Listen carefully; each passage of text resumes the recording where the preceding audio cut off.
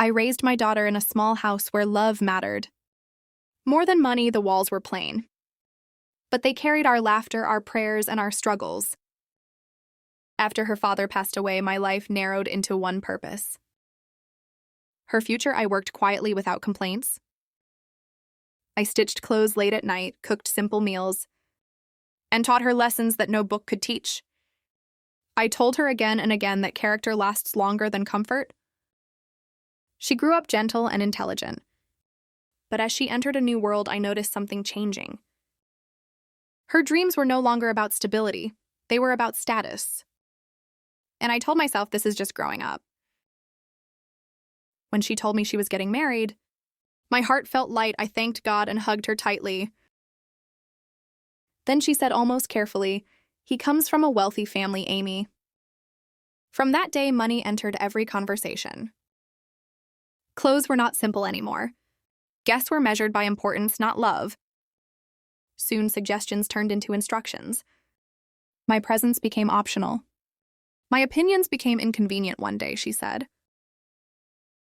"They think it's better if you don't stay with us after the wedding." That sentence quietly changed everything. Wedding preparations moved fast. I was given lists, not respect. Expenses I could not afford were placed in my hands. At night, I counted coins instead of sheep.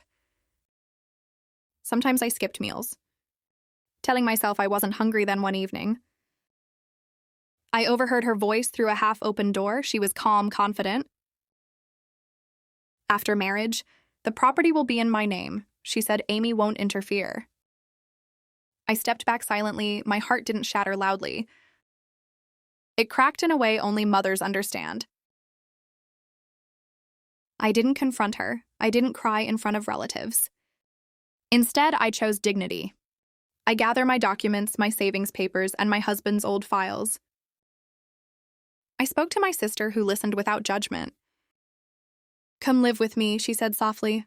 I packed one suitcase. I left the house key behind. For the first time in years, I chose myself. On the wedding day, I sat quietly at the back, no expectations. When my daughter asked why I was leaving early, I smiled gently. "I gave you everything I had," I said. "Now I'm giving you space."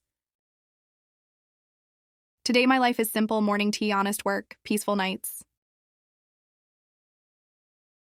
My daughter calls. Sometimes I answer with kindness. But I no longer disappear to keep others comfortable. I raised her with love. She chose wealth, and I chose peace.